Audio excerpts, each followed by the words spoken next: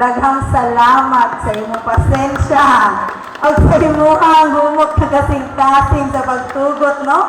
Loyuman sa mga challenges kay lagi kini sa ka learning institution o dagan mga restrictions pero mapasalamaton kami, ma'am, labanan sa imong mga kauban sa buhat.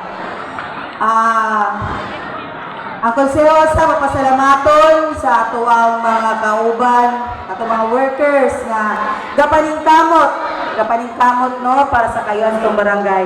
Pero karon gabi una is not about acknowledgement and all, but also ang pag-enjoy nga lagi sa pila ka tuig karon matagaan gyud kita og higayon.